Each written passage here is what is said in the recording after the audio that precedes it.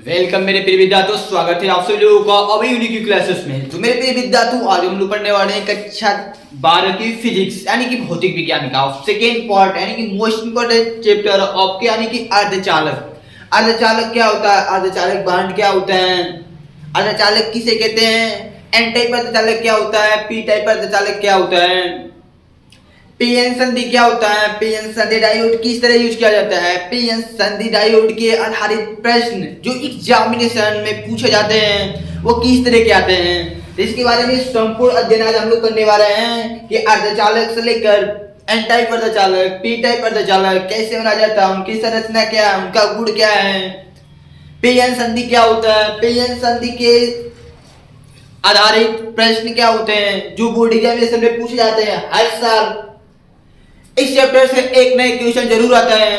तो आप लोग से मैं निवेदन करूंगा, इसमें मैं जो कुछ भी बताऊंगा टोटल में इसमें डिस्कस करने वाला हूं 4 मोस्ट इंपोर्टेंट टॉपिकों के बारे में, जिसमें से कोई एक बोर्ड एग्जामिनेशन में 100% पूछा जाएगा।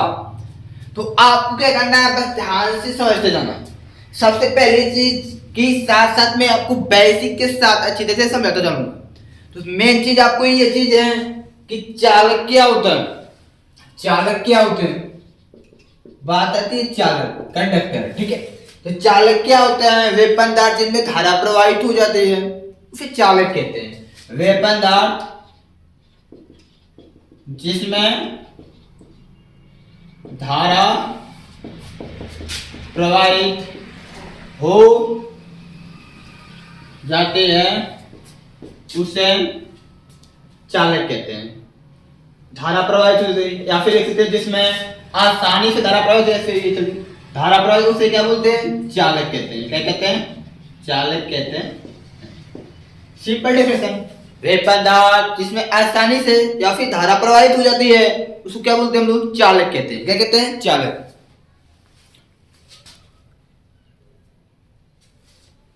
इसके बाद बात आई अचालक। अचालक क्या होता है, अचालक, अचालक का मतलब होता है वे पदार्थ जिसमें धारा प्रवाहित न हो सके उसे अचालक कहते हैं। वे पदार्थ जिसमें धारा प्रवाहित न हो सके उसे अचालक कहते हैं।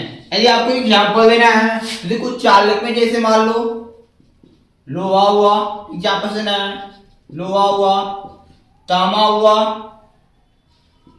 तांबा हुआ, लोहा हुआ, तांबा हुआ, या फिर टंगस्टन धातु जानते ही हैं, या फिर ये भी लोहा कुछ भी लिख सकते हैं, ठीक है, लोहा, तांबा, ठीक है, इस तरह से।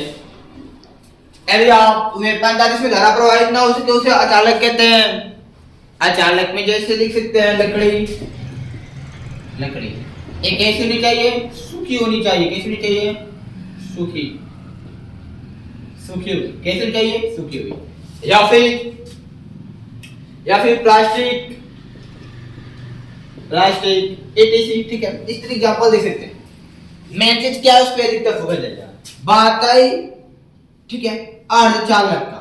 क्या हो गया, अर्धचालक, जो आपका चैप्टर है अर्धचालक।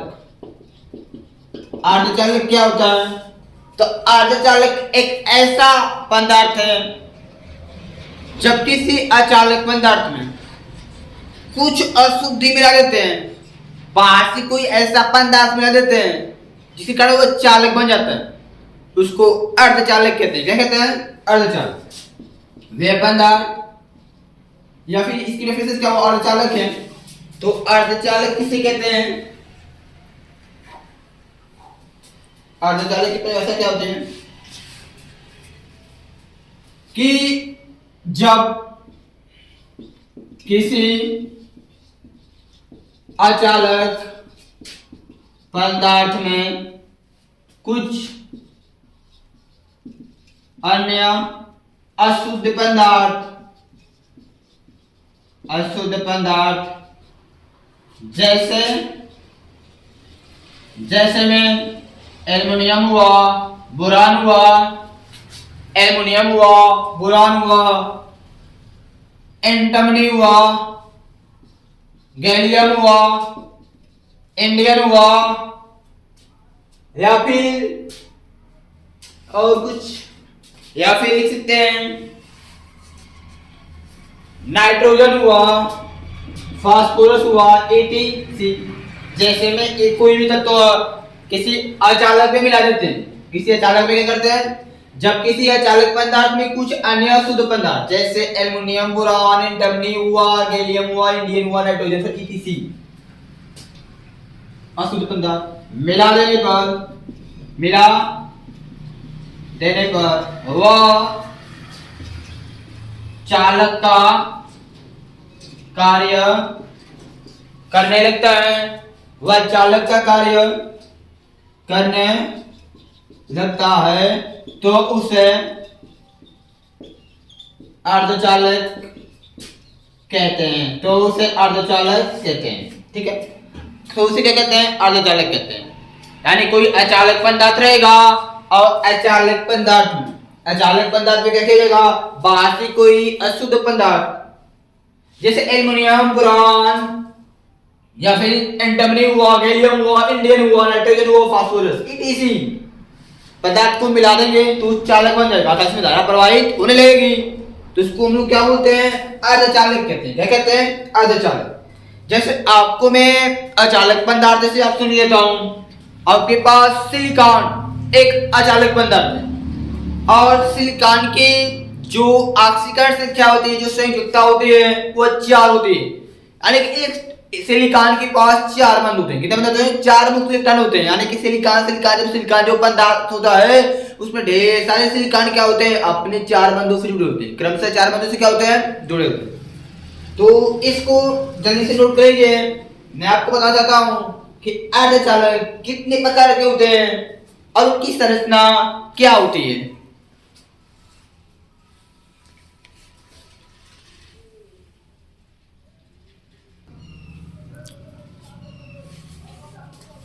तो चलिए देखते हैं अर्धचालक की प्रकार।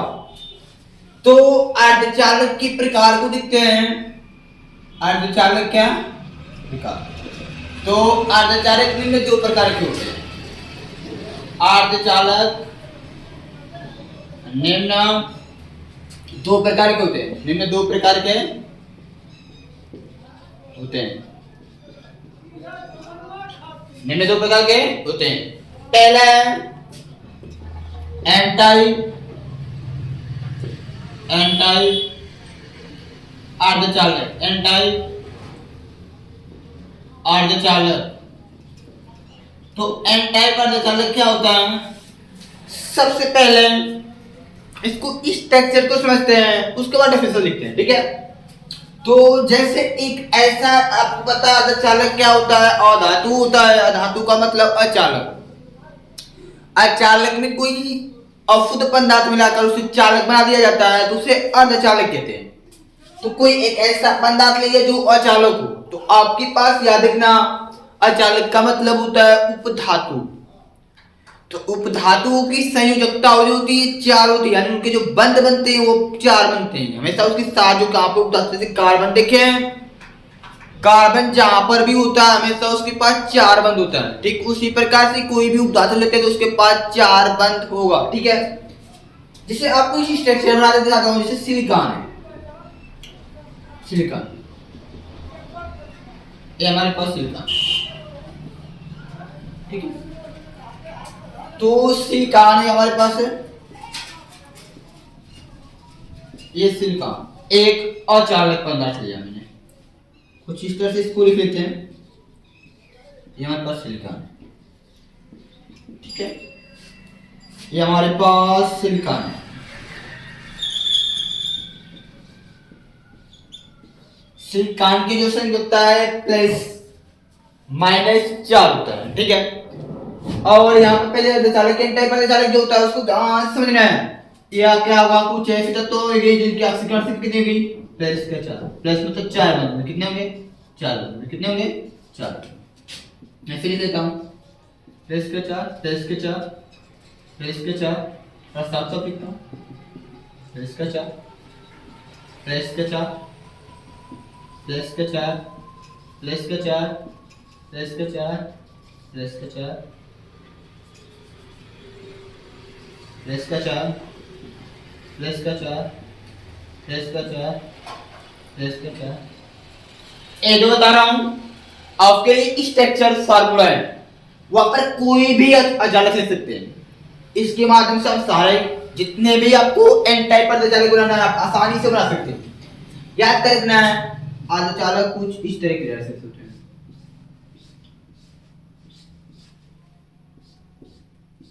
इसके ये जो अर्धचालक होते हैं एक दूसरे से क्रमशः कुछ इस तरह से जुटे होते हैं, कुछ इस तरह से जुटे होते हैं, कुछ इस तरह से जुटे होते हैं।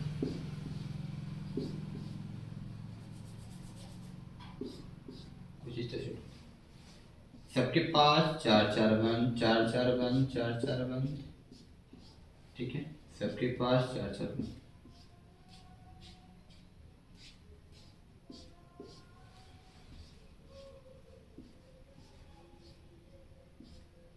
सबके पास 4 4 बंद, सबके पास 4 4 बंद। ये हो गया आपके सामने अचालक के स्ट्रक्चर। सबके पास इलेक्ट्रॉन होता है। अच्छा अच्छा, आगे इसको बढ़ा सकते हैं जितना आपको बढ़ाना है उतना। ये 2 इलेक्ट्रॉन का एक बंद बनता है। इसका देखिए इस तरह से सबका इसका स्ट्रक्चर होता है। ये सब इलेक्ट्रॉन है जो भी तत्व लेंगे अचालक का, उसके पास 4 उसकी संख्या होता है 4 होती है, यानी उनके पास 4 इलेक्ट्रॉन होते हैं। तो प्रत्येक का 4 4 इलेक्ट्रॉन कुछ इस तरह से यहाँ पे लिख रहा है। देखिए आपके सामने सब कुछ उनके इलेक्ट्रॉन है। या प्रत्येक अचालक के कितने इलेक्ट्रॉन होते हैं 4, यानी कि उपधातु की बात, उपधातु की बात नहीं होते हैं इस तरह से। अब इसमें एन टाइप अर्धचालक में क्या किया जाता है कि इसमें पंचसंयोजी अशुद्ध पदार्थ, पंचसंयोजी अशुद्ध पदार्थ, कौन से पंचसंयोजी अशुद्ध पदार्थ, अशुद्ध पदार्थ लाकर इसमें क्या किया जाता है मिला दिया जाता है। अब बोलिए सर पंचसंयोजी अशुद्ध पदार्थ क्या होता है? तो पंचसंयोजी का मतलब वे तत्व वे पदार्थ जिनकी पास जो मुख्य इलेक्ट्रॉनों की संख्या होती, जो बंद बनाने वाले इलेक्ट्रॉन होते हैं उनकी प्रकृति होती, उनके पास 5 होता है। कितना होता है 5 मुख्य इलेक्ट्रॉन होते हैं, यानी कि वो अधिकतम 5 बंद बना सकते हैं। ठीक है, जैसे इनकी याद रखना है आपको, जैसे नाइट्रोजन हुआ, फास्फोरस हुआ,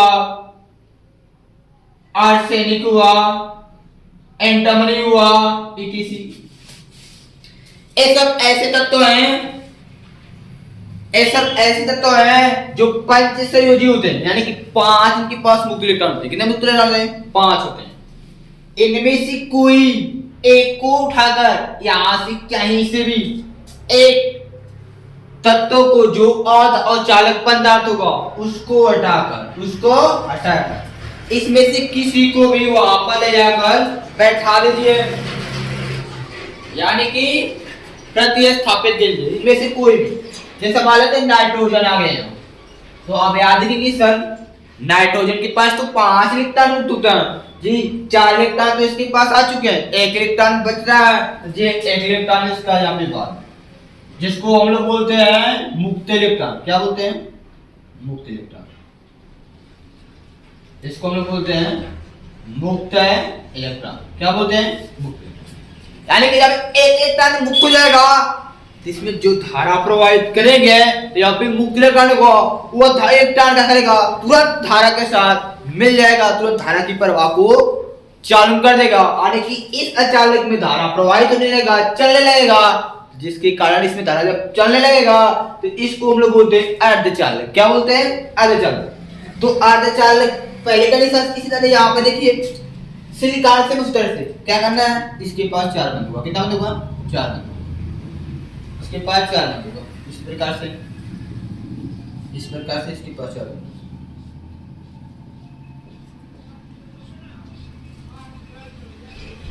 इसके इसके पास 4 बंद होगा। इस प्रकार से बना सकते हैं स्ट्रक्चर इसका।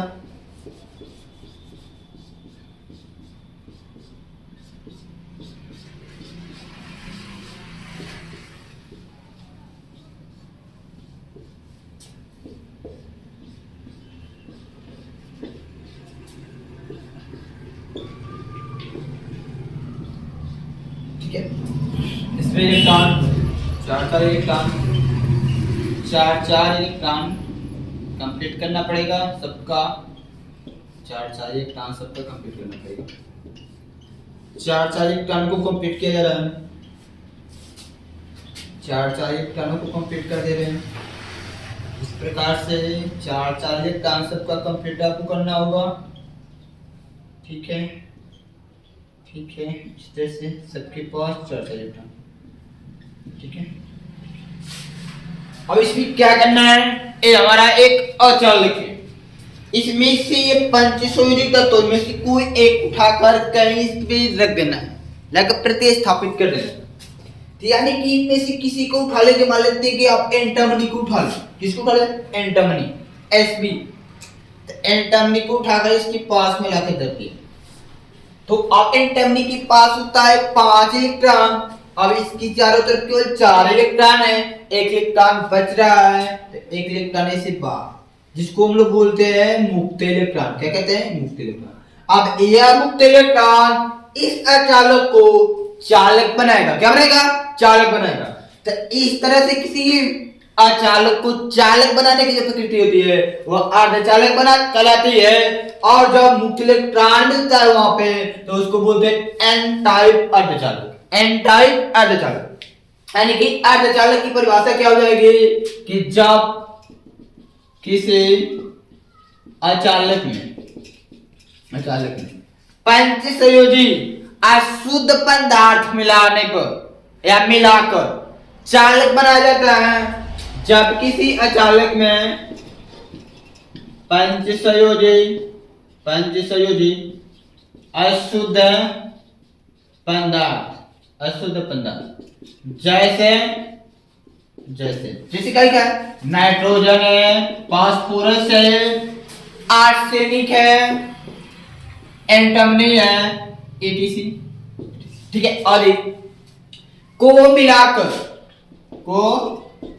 मिलाकर चालक बनाया जाता है। चालक बनाया जाता है तो उसे एन टाइप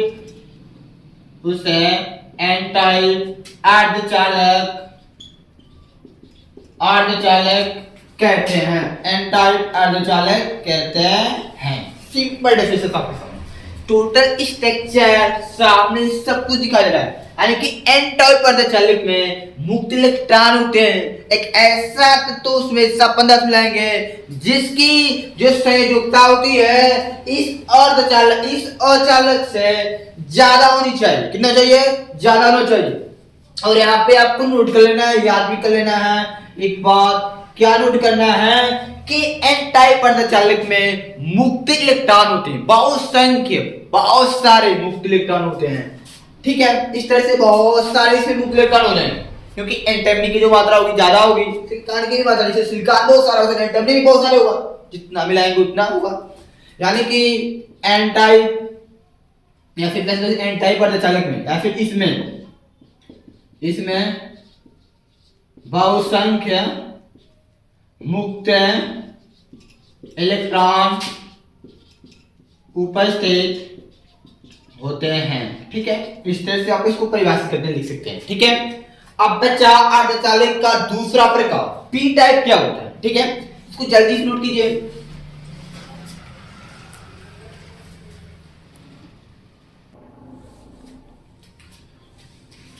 तो चलिए दोस्तों सोचते हैं दो फ्लोरल टाइप्स होता है, पी टाइप अर्धचालक। पी टाइप अर्धचालक क्या होता है? तो सेम वही चीज है, इसमें भी जानते हैं अर्धचालक क्या होता है। एक अचालक पदार्थ होगा, उसमें बाहर से कोई अशुद्धि पदार्थ मिला देंगे तो चालक बन जाता है। तो अर्धचालक की जो संयोजकता जैसे यहाँ पे सिलिकॉन सबकी संयोजकता 4 होती है, डायरेक्ट संयोजकता कितनी है? 4 होती है, प्लस का 4 प्लस की 4, ठीक है, प्लस का 4 प्लस का 4। जैसे फिगर सबका वही है, फिगर आपका वही है, ठीक है, फिगर सबका वही है, ठीक है, कोई दिक्कत नहीं इसमें। इसको समझना है, क्या करना है कि यहाँ पर जैसे एन टाइप अर्धचालक में आप पंच संयोजी तत्व मिला देते हैं। कौन से? पंच संयोजी तत्व मिला देते हैं। तो यहाँ पर आपको एन टाइप अर्धचालक बनाने के लिए त्रिसंयोजी पदार्थ आपको मिलाना, त्रिसंयोजी पदार्थ। अब त्रिसंयोजी पदार्थ का मतलब होता है जैसे बोरान हुआ, एल्युमिनियम हुआ, गैलियम हुआ, इंडियन हुआ, एटीसी। ये सब के जो इनके पास जो मुक्त इलेक्ट्रॉन होता है ना, वो 3 होते हैं। कितने होते हैं? 3 होते हैं। यदि त्रिसंयोजी पदार्थों को किसी अचालक में मिलाते हैं तो वहां एन टाइप और पी टाइप अर्धचालक बनता है। अब मिलाने से क्या होता है इसी समझना है। जैसे इनमें से किसी को उठाकर मिलाने, जैसे मान लिया एल्युमिनियम को ही मिला दिया, एल्युमिनियम, तो आपको पता है कि एल्युमिनियम के पास केवल 3 इलेक्ट्रॉन होते हैं, सॉरी 3 मुक्त होते हैं, 1 2 3, ये वाला गैस छूटेगा। यहाँ पे खाली स्थान होगा, क्या होगा? खाली, इस तरह से खाली स्थान, क्या होगा? खाली स्थान, जिसको हम लोग क्या बोलते हैं? इसको बोला जाता है होल्स। क्या बोलते हैं? होल्स। होल्स का मतलब होता है रिक्त स्थान। क्या होता है? होल्स, रिक्त स्थान। क्या होता है? रिक्त स्थान। यानी कि बोल सकते हैं कि जब किसी अचालक में कोई अशुद्ध पदार्थ मिलाने पर उसमें कुछ रिक्त स्थान हो जाते हैं, और जब उसमें धारा जाएगी तो वो रिक्त स्थान पे जाके ठहरेगी, रुकेगी, जिससे कारण उसमें भी धारा प्रवाहित हो जाएगा। तो हम बोलेंगे कि ये भी क्या हो रहा है? चालक बन जा रहा है, इसमें धारा प्रवाहित हो रही है। तो इस प्रकार के अर्धचालक को एन टाइप अर्धचालक बोलते हैं। क्या बोलते हैं? वो एन टाइप। जब अशुद्ध पदार्थ मिलाएंगे तो उस चालक में होल्स हो जाएंगे, कुछ रिक्त स्थान हो जाएंगे। और रिक्त स्थान कैसे पूरा होते हैं? अब मान लेते हैं इसको कंप्लीट करना था, ये वाला इसके साथ पाएगा तो इसके साथ रिक्त हो जाएगा, यानी इसका वाला इसके साथ इसका रिक्त हो जाएगा। मतलब वो होल्स खत्म नहीं होगा, एक को कंप्लीट करेंगे तो एक खाली को कंप्लीट करेंगे, एक को कंप्लीट करेंगे तो एक खाली होता जाएगा, यानी होल्स रहेगा। धारा प्रवाह पे और होल्स रहेगा, बहुत सारे होल्स रहेंगे, बहुत सारी धाराएं हर एक स्थान पे जाके रुकेगी, यानी धारा प्रवाह होगी, यानी वो चालक बन गया। और 40 प्रकार के चालक को क्या बोलते हैं? अर्धचालक, यानी पी टाइप अर्धचालक। जैसे यहाँ पे देखिए सिलिकॉन, इसमें से सिलिकॉन को हटाकर कोई इसमें से ले लो, जैसे एल्युमिनियम वाले गया बोरान, तो इसमें भी बोरान के पास भी 3 मुक्त इलेक्ट्रॉन तो 3 होते हैं, यानी कि खाली हो जाएगा। यहाँ पे होल्स, इस तरह से रिक्त स्थान होगा, होल्स हो जाएगा। होल्स का मतलब रिक्त स्थान। अब इस होल्स को कोई कंप्लीट करेगा तो यहाँ से इलेक्ट्रॉन उठ कर आएगा यहाँ, तो यहाँ होल्स हो जाएगा। और यहाँ हुआ तो यहाँ से आ जाएगा तो यहाँ होल्स होगा। मतलब कि एक होल्स को कंप्लीट करने के लिए यदि इसका रहता है यहाँ तो वहाँ होल्स, वहाँ तो वहाँ, वहाँ तो वहाँ, ऐसा लगा ही रहेगा, ऐसा लगा ही रहेगा। आने को होल्स जब धारा से पैटी से जोड़ेंगे, धारा प्रवाहित करेंगे तो धारा क्या होगी? जहां रिक्त स्थान हुआ तेजी से जाएगा, धारा प्रवाहित होगी, यानी कि चालक बन जाएगा। तो इसको बोलते हैं, इस प्रकार चालक को पी टाइप अर्धचालक। तो इसकी परिभाषा लिखना है तो क्या बोलेंगे? जब किसी अचालक पदार्थ में, जब किसी अचालक पदार्थ में त्रिसंयोजी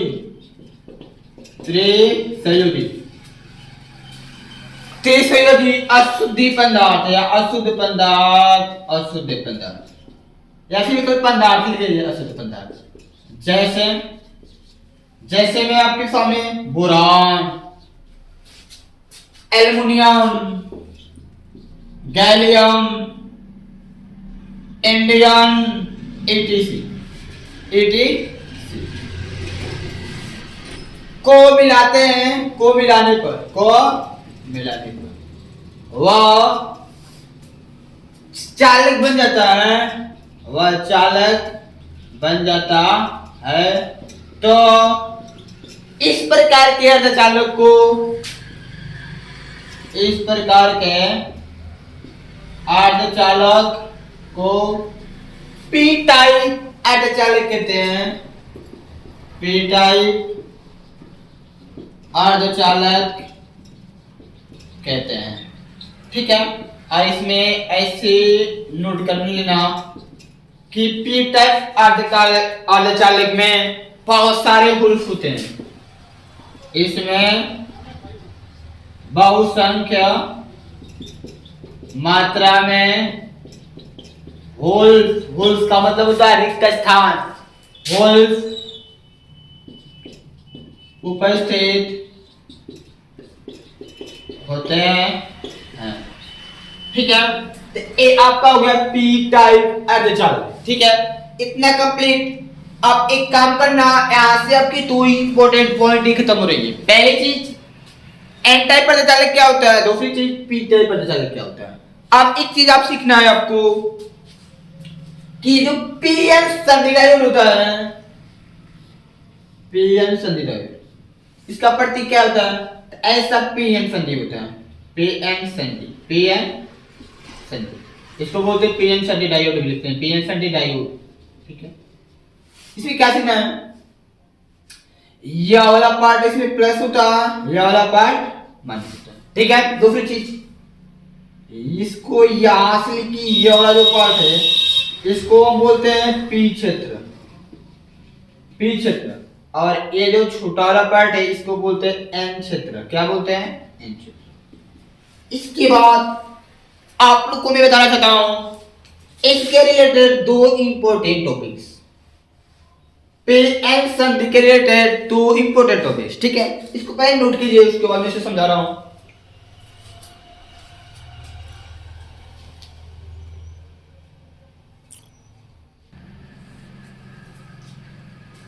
तो दोस्तों क्वेश्चन है, पे एन संधि का उपयोग करके, पे एन संधि का उपयोग करके अर्ध तरंग दृष्टिकारी, अर्ध तरंग दृष्टिकारी का परिपथ कीजिए तथा इसका कार्य भी देखिए। Most important topics. सबसे पहले क्या करना है आपको, पहले एकदम बढ़िया समझे, मैं जितनी बात बता रहा हूँ ध्यान से सुनना है। देखिए कुछ सिस्टम कम ध्यान से, पहले परिपथ बताना सीखिए। परिपथ कैसे बनाना है आपको, उसके ट्रांसफार्मर, ट्रांसफार्मर के बारे में जानते होंगे। उसमें दो कुंडलियां होती हैं, एक को प्राथमिक बोलते हैं, एक द्वितीय बोलते हैं। बीच में पट्टित क्रोड होता है, लोहे के क्या होते हैं, पतले क्या होते हैं, प्लेटें होते हैं जिसको आपस में जोड़कर बनाए गए होते हैं। यह आपका हो गया, यह आपका हो गया, सॉरी ऐसे बनाएंगे,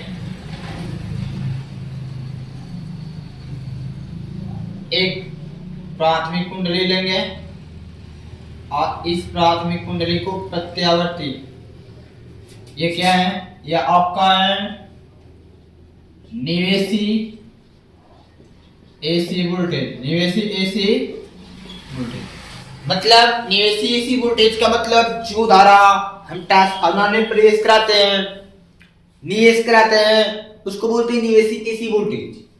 आप इसे प्रवेश कराए नहीं तो आपको पता है कि द्वितीय कुंडली में एक धारा उत्पन्न होगी, एक धारा उत्पन्न होगी।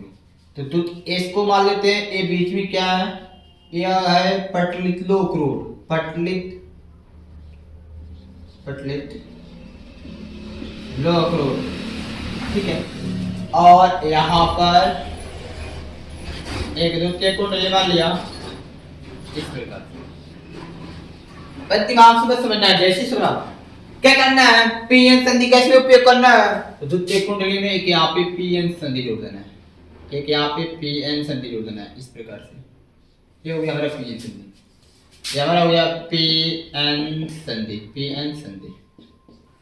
ठीक है, इसको आप इस बिंदु को ए मान लीजिए, इस बिंदु को बी मान लीजिए। ठीक है, अब बात है क्या चीज, एक लोड प्रतिरोध लेंगे। अब बोलोगे सर लोड प्रतिरोध क्या होता है जी, वो पीएन संधि से आने वाली धारा का मापन करता है, पीएन संधि से आने वाली धारा का मापन करता है, जिसको हम लोड प्रतिरोध कहते हैं। क्या कहते हैं, लोड प्रतिरोध। तो यहाँ पर आपको क्या करना है, एक लोड प्रतिरोध लेना है, एक इसका आर मान लो, ये हमारा है क्या, यह लोड प्रतिरोध है। लोड प्रतिरोध का काम क्या है, यह प्रत्यावर्ती धारा से पीएन संधि से गुजर कर आने वाली धारा का मापन करता है।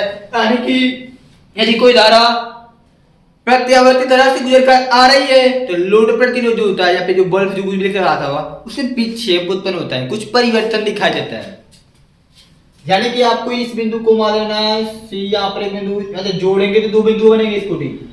यानी आपको धारा का मान पता करना है, कितनी वोल्टेज निर्गत निकल रही है, तो यहाँ पे पता कर सकते हैं इन दोनों को जोड़कर। इसको बोलते हैं निर्गत एसी वोल्टेज, निर्गत एसी वोल्टेज, ठीक है।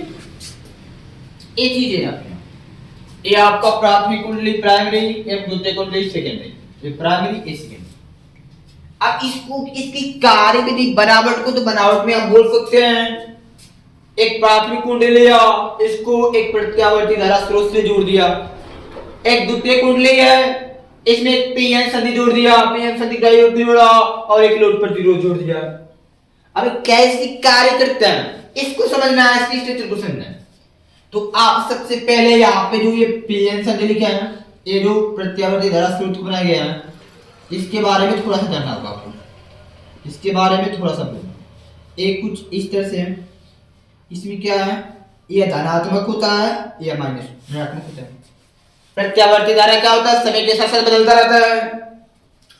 तो इसको हम लोग क्या बोलते हैं, इसको हम लोग बोलते हैं धनात्मक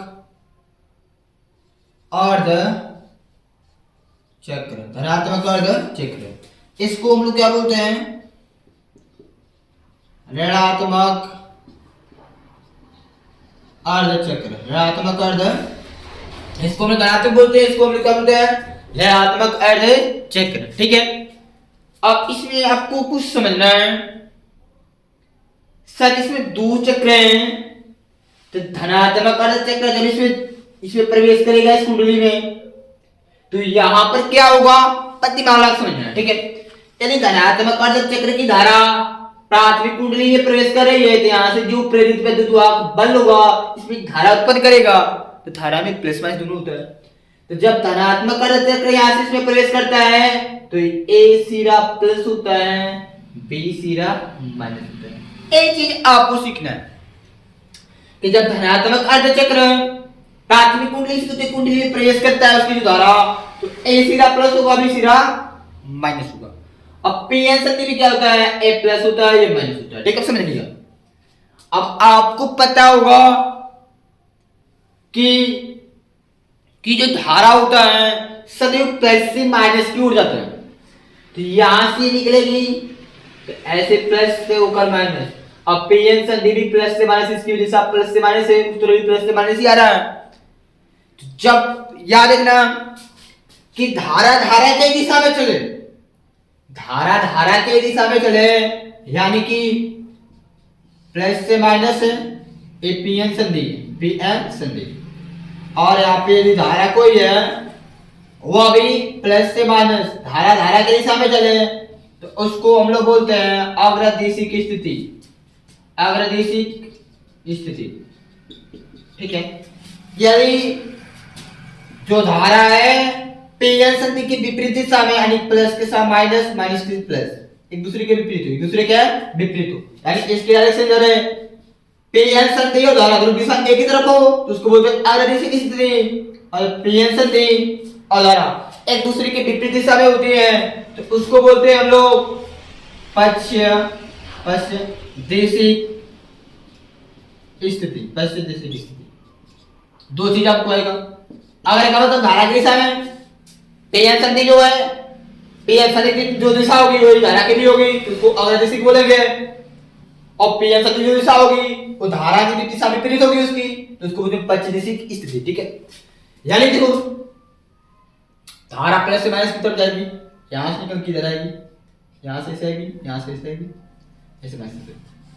अब पीएन संधि की दिशा उधर से प्लस से माइनस तरफ, यानी दोनों दिशा यहां पर पीएन संधि पे कौन सी धारा का कार्य करेगी, धारा की दिशा क्या होगी, अग्रदिशिक होगी, क्या होगी, अग्र दिशा, मतलब धारा की दिशा में जो पी संदिग्ध दिशा है वही धारा की भी दिशा है, इसको बोलते हैं अग्र दिशा की स्थिति। ठीक है, अब बात है क्या चीज कि पीएन संधि, देखो लोड प्रतिरोध का आप काम है पीएन संधि से आने वाली धारा का मान को मापना।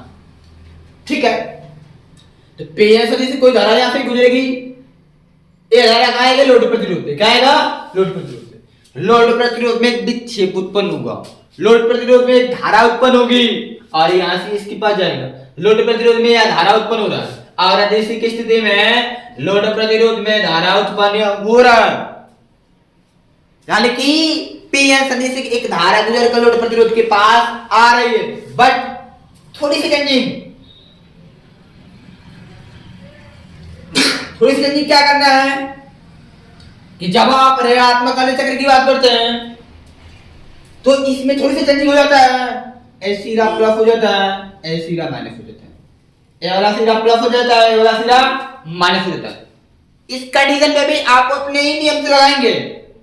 आपको पता है कि धारा हमेशा प्लस से निकल के माइनस की तरफ जाएगी, प्लस से निकलेगी, देखिए माइनस की तरफ जाएगी। अब इसका काम खत्म, प्लस में ऐसे जाएगी। तो अब यहाँ पर देखो इधर प्लस वाली धारा आ रही है, ये माइनस है, एक दूसरे के विपरीत है, एक दूसरे के विपरीत है, प्लस से माइनस, माइनस से प्लस। तो इसको बोलते हैं पक्ष दिशा की स्थिति, यानी कि जब यह जो अर्ध प्रत्यावर्ती धारा का ऋणात्मक अर्ध चक्र प्राइमरी कुंडली में प्राथमिक कुंडली में प्रवेश करता है तो उसके द्वारा जो द्वितीय कुंडली में धारा उत्पन्न होता है वहां पे क्या हो जाता है, बी वाला प्लस ए वाला माइनस, और वो धारा क्या होता है, पीएन संधि के पक्ष दिशा की स्थिति में बदलने लगते हैं, उल्टा पक्ष दिशा की स्थिति में बदल जाती है। तो आप ये दिमाग लगाएंगे कि सर ये माइनस ही प्लस से माइनस की तरफ इसके पास धारा जाएगी, इसके पास से धारा जाएगी। तो ये बताइए पीएन संधि से धारा किधर गुजर रही है, इस दिशा में, इस डायरेक्शन में इधर गुजर रही है, यानी कि पीएन संधि से कोई धारा इस लोड प्रतिरोध पे नहीं आई। ये धारा जो जा रही है इससे नहीं, लोड प्रतिरोध पीएन संधि से गुजरने वाली धारा को मापता है। तो इस पीएन संधि से कोई धारा इस लोड प्रतिरोध पे नहीं उत्पन्न होगा, इसका मतलब लोड प्रतिरोध में कोई विक्षेप उत्पन्न नहीं होगी, यानी कि पक्ष दिशा की स्थिति में लोड प्रतिरोध पर कोई धारा उत्पन्न नहीं होती है, कोई धारा उत्पन्न नहीं होती है। और इसी को हम लोग बोलते हैं आधा तरंग दिष्ट कार्य। आधा मतलब आधा तरंग, मतलब आधा तरंग, यानी कि केवल आधा केवल धारा इसमें बहेगी, आधा नहीं बहेगी। इसी को हम लोग बोलते हैं आधा तरंग दिष्ट कार्य परिपथ। ठीक है, तो ये आपका पूरी तरह से हो गया। आपको फिगर बना लेना है। अब इसकी बनावट क्या है, कार्यविधि क्या है, ये सब आपको लिखना पड़ेगा, ये सारी चीजें आपको लिखना पड़ेगी। ये चीज हमें आप प्लस माइनस में लिखते हैं, ठीक है, यहाँ पे प्लस माइनस लिखते हैं, यहाँ पे इसको प्लस माइनस में लिखते हैं, केवल आपको समझाने के लिए इसे लिखा जाता है। ठीक है,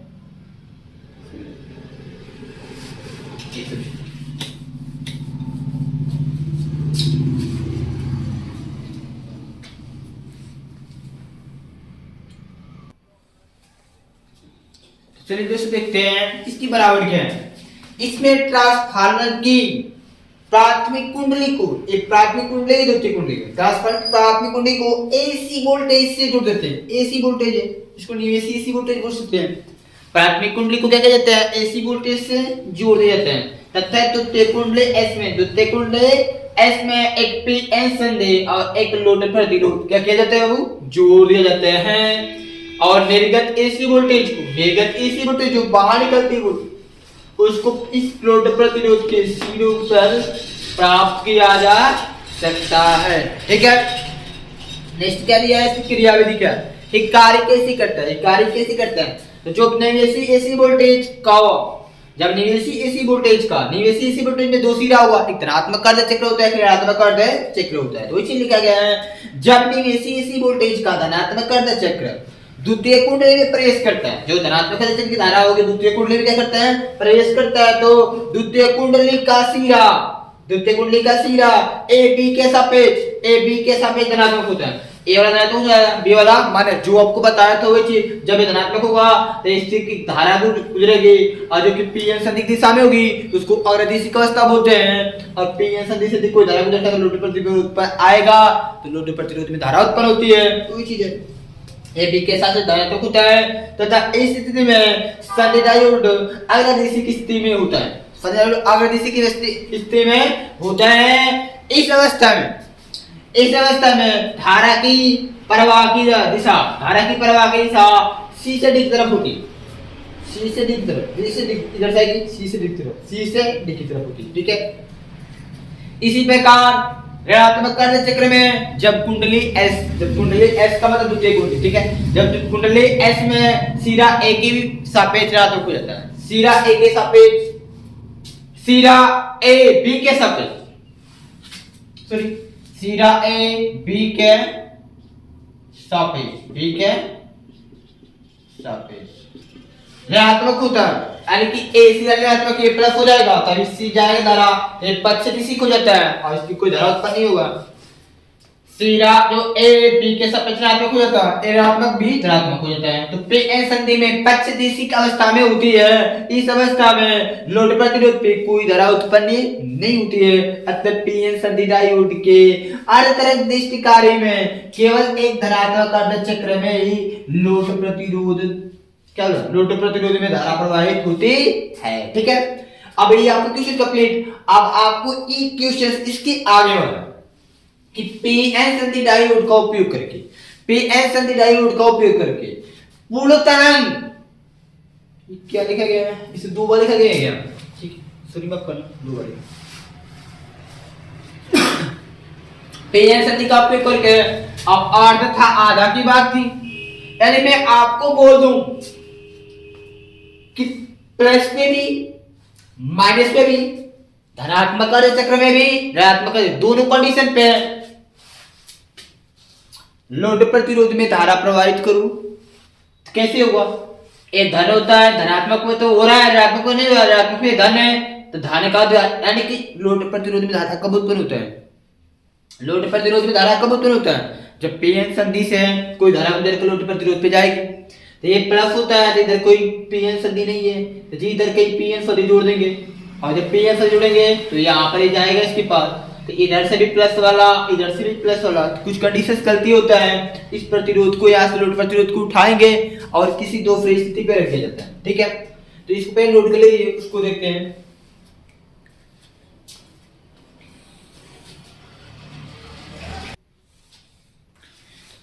चलिए दोस्तों देखते हैं दूसरा क्वेश्चन क्या है। पीएन संधि का उपयोग करके पूर्ण तरंग दृष्टि कार्य का परिपथ खींचिए तथा इसका कार्य भी लिखिए। तो जैसे आपको पहले क्वेश्चन अर्ध तरंग था, पूर्ण का मतलब होता है, जैसे अर्ध तरंग में क्या होता है, धनात्मक अर्ध चक्र में लोड प्रतिरोध पे धारा उत्पन्न होती थी, परंतु ऋणात्मक अर्ध चक्र में लोड प्रतिरोध पे धारा उत्पन्न नहीं होती थी। अब हमको अर्ध था मतलब आधा, अभी पूर्ण का मतलब टोटल का मतलब धनात्मक धारा, धनात्मक अर्ध चक्र हो या फिर ऋणात्मक अर्ध चक्र हो, दो रूपी धारा कैसे उत्पन्न करेंगे।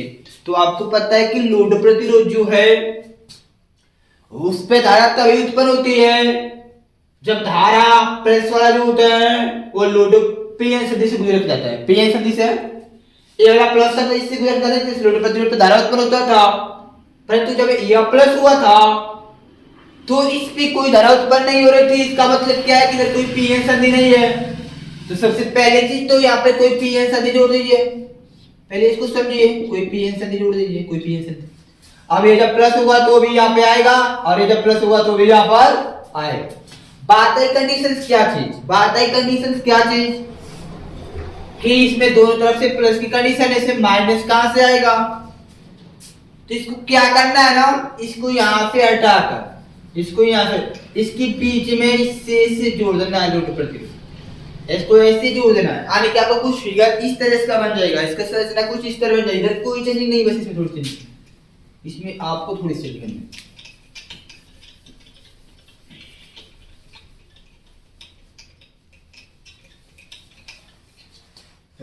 आपको क्या करना है, आपको क्या करना है, यहाँ पर एक प्रत्यावर्ती धारा स्रोत है, पी एन संधि, पी एन संधि, ठीक है।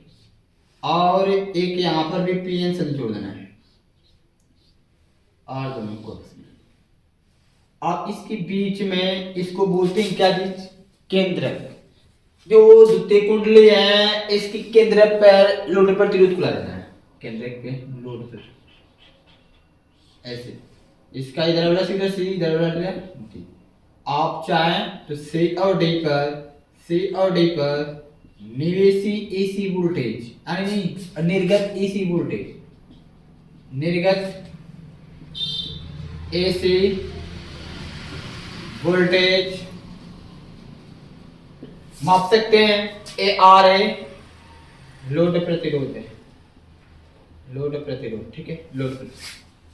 अब आपको क्या समझना है, ध्यान देखना है। यदि यह धनात्मक अर्ध चक्र होगा, यदि धनात्मक अर्ध चक्र होगा तो ए वाला प्लस होगा, और जब यह प्लस होगा तो धारा यहां से यहां से और ये कहाँ जाएगी, माइनस की तरफ। तो माइनस ये वाला हुआ ना, तो इधर नहीं है ना, इसमें आज हमारे साथ देखो प्लस वाला धारा इधर जाएगी, इधर जाएगी, इधर धारा, यानी कि संधि डायोड पे से ऊपर लिखते हैं। संधि डायोड पे क्या करेगा, इसकी प्लस वाला धारा जाएगी और इधर से माइनस वाला, यानी कि इधर से आलू है माइनस वाला, और इससे क्या हो रहा है, प्लस वाला, क्या आएगा, प्लस वाला धारा आएगी, इधर भी प्लस आएगा, इधर जाए से कोई मतलब नहीं, तो ये पक्ष दिशा को जाएगा उल्टा प्लस, ये प्लस से माइनस, देखो प्लस है तो पक्ष दिशा की अवस्था में धारा कोई नहीं बहती, धारा कोई नहीं बहती, ठीक है। बात है क्या चीज कि जब इसका ऋणात्मक अर्ध चक्र होगा ये वाला प्लस हो जाएगा, वो वाला माइनस हो जाएगा, ये प्लस वाली धारा यहां से निकलेगी, यहां से जाएगी, तो कुछ ऊपर भी जाएगी, तो ऊपर जाने से कोई मतलब नहीं, वो पक्ष दिशा को जाएगा, याद आएगा कि उल्टा हुआ, पक्ष दिशा में कोई धारा नहीं बहता है, तो यहां से इधर, यानी कि दोनों तरीके से, जब यह प्लस है तो भी क्या है, सी से डी तरफ धारा आएगी, यह प्लस है तो भी सी से डी की तरफ धारा आएगी। इसका मतलब क्या है, धारा ये देखो प्लस से माइनस से जा रही है, अगर इसी में भी इसमें धारा सी से डी है, प्लस से माइनस, अगर इसी में धारा सी से डी की तरफ है। इसका मतलब क्या है, लोड प्रतिरोध पे अब प्लस, धनात्मक अर्ध चक्र में भी धारा उत्पन्न होगी, ऋणात्मक अर्ध चक्र में भी धारा उत्पन्न होगी। लोड प्रतिरोध पे धनात्मक अर्ध चक्र में भी धारा उत्पन्न होगी, ऋणात्मक अर्ध चक्र में भी धारा उत्पन्न होगी लोड प्रतिरोध, ठीक है। अब इसको क्या करना है, पी एन संधि, इसको मान लो D1, इसको मान लो D2, ये पी एन संधि क्या है, पी एन संधि, पी एन संधि, ठीक है। अब ये प्लस माइनस आपको लिखना नहीं, कुछ समझना है, प्लस माइनस आपको लिखना नहीं, कुछ समझना है, ठीक है। अब ये इसका हो गया फिगर, इसकी परिपथ क्या है, पूर्ण तरंग दृष्टिकारी का परिपथ ये होता है, ठीक है। अब इसका बनावट कार्य विधि लिखना, क्या लिखना है, बनावट और कार्य विधि, चलिए लिखते हैं।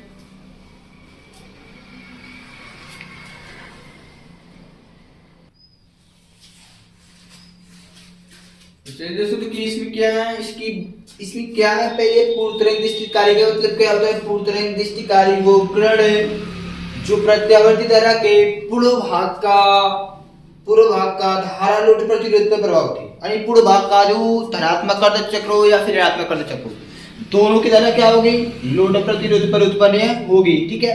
इसकी बनावट क्या है, इसमें प्राथमिक कुंडली को प्रत्यावर्ती धारा यानी कि एसी वोल्टेज से जोड़ा जाता है, तथा द्वितीय कुंडली एस में,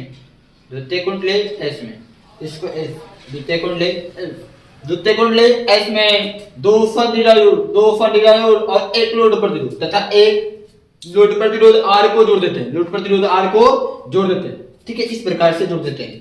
दोनों संधि डायोड में पी क्षेत्र, आपको पता है कि बड़ा वाले को पी क्षेत्र बोलते हैं, छोटे वाले को एन क्षेत्र बोलते हैं। पी क्षेत्र को पी क्षेत्र से और एन क्षेत्र को एन क्षेत्र से क्या करते हैं, जोड़ दिया जाता है। पी क्षेत्र को पी क्षेत्र से, एन क्षेत्र को एन क्षेत्र से जोड़ दिया जाता है, ठीक है। इसकी कार्यविधि क्या होती है, क्रियाविधि या फिर कार्यविधि, ठीक है।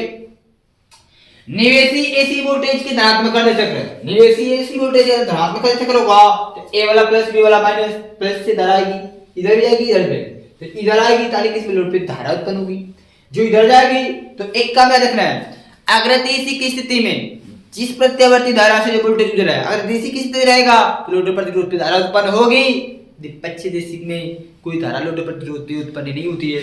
ये अगर डीसी को आएगा तो इसमें धारा उत्पन्न होगी, और यहाँ पे पश्चिम डीसी को होगा उल्टा, इधर से प्लस आ रहा है कि माइनस से प्लस माइनस जब मिलता है उल्टा मिलता है, जब उल्टा होगा तो वहां पे क्या कौन लिखे, जब संधि डायोड जो होता है पीएन संधि की दिशा धारा की दिशा के विपरीत होती है तो उसको बोलते हैं पश्चिमी दिशा की स्थिति, और जब पीएन संधि की दिशा धारा की दिशा के समान होती है तो उसको बोलते हैं अग्रदिशा की स्थिति। ठीक है, तो लिखा गया है जब एसी वोल्टेज के धनात्मक अर्ध चक्र में जब सिरा ए बी के सापेक्ष धनात्मक होता है तो संधि डायोड डी, संधि डायोड डी1, संधि डायोड डी1, जो संधि डायोड डी1 है वो अग्रदिशा की अवस्था में होता है। ये प्लस होगा तो ये अग्रदिशा की अवस्था में होगा, और डी2 क्या होगा, ये उल्टा हो जाएगा, प्लस पश्चिमी दिशा को हो जाएगा। तो इस तथा इस अवस्था में लोड प्रतिरोध पे धारा प्रवाह होती है। ये सिंपल है, प्रिंसिपल आएगा लोड प्रतिरोध पे धारा जैसे प्लस आ रहा है जैसे माइनस से लोड प्रतिरोध पे धारा प्रवाह होगी। ठीक है, इसी प्रकार ऋणात्मक अर्ध चक्र में जब सिरा ए बी के सापेक्ष ऋणात्मक होता है, ये माइनस से प्लस हो जाएगा तो प्लस से धारा यहां से गुजरेगी, तो यहां से गुजरेगी, और ये अगर इसी से कब हो जाएगा, और ये क्या हुआ पश्चिमी दिशा। तो क्या लिखा गया है, डायोड D2 अग्रदिशिक अवस्था में तथा D1 क्या होता है पश्चिमी अवस्था में होता है। इस स्थिति में भी लोड प्रतिरोध पे धारा उत्पन्न होगी तथा धारा की दिशा C से D की तरफ, दोनों में धारा की दिशा क्या होगी, C से D की तरफ, C से D की तरफ होती है। ठीक है, तो इस प्रकार संधि डायोड चालन की स्थिति में होते हैं, दोनों संधि डायोड चालन की स्थिति में होते हैं। ठीक है दोस्तों, तो इस तरह से आपको इसको लिखना है, इस तरह से नोट कर लीजिए इस तरह से। ठीक है, यदि आपको वीडियो अच्छा लगा हो तो वीडियो को अधिक से अधिक शेयर कीजिए, लाइक कीजिए, चैनल को सब्सक्राइब कीजिए। मैं आप लोगों के लिए इस तरह की वीडियो लाते रहता हूं दोस्तों।